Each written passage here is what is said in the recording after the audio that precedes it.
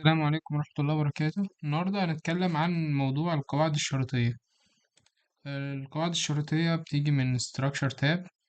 بعد كده في عندي wall.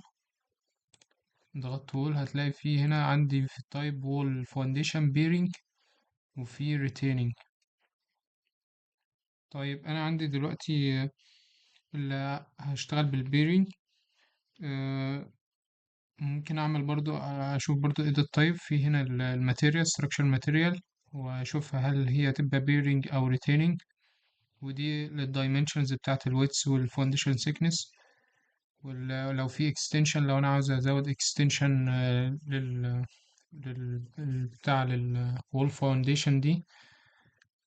وفي دونت بريك ات انسرتس، بحيث لو في باب انا لو عملت تشيك فهو ما يعملش قطع في الوول فاونديشن عند الباب او في فتحة يعني. فتيجي اول حاجة عاوز اعمل مثلا وول فاونديشن. انا عندي الحيطة دي بمجرد ما اضغط هيروح عامل لي وول فاونديشن. هلاقيه يجي عند اماكن الايزوليت فوتنج وقطع عندها. طيب انا دلوقتي القاعدة دي عرضها 900. هي السيكنس بتاعها 300. لو جيت اقيس هلاقي الويتس بتاعها 900 مظبوط، والاقيها واقفة عند الايزوليتد فوتنج. وبعدين لو جيت اقيس برضو السيكنس، لو جبت structure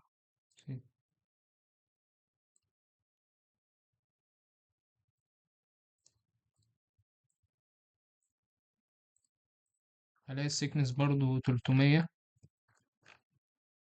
مظبوط يعني. فممكن أعمل فيه هنا الإكسنترستي. لو أنا واقف وديته إكسنترستي مثلا مثلا 1500 أو 500 مثلا، هلاقيه اتحركت شوية بحيث يظبط الإكسنت. لو ما عملتهاش 500 هلاقيه يظبطها. عمل الإكسنترستي هتلاقي فيه جزء اتحرك شوية، بحيث لو أنا عملت الإكسنترستي وظبطتها. في كمان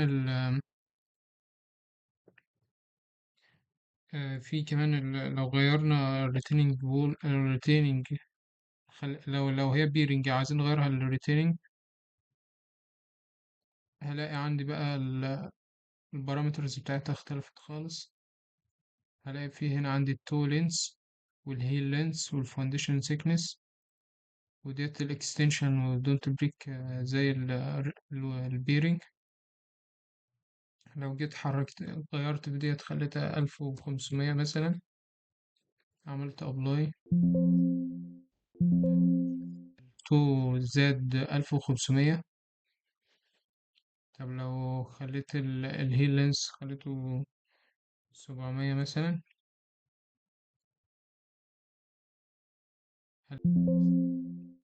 هلاقي هلاقيه زاد برضو. أقعد أتحكم فيه يعني هنا من التايب، من edit type. بحس يعني احنا عارفين اللي هو الريتيننج بتبقى جزء كبير من ناحية وجزء صغير من ناحية.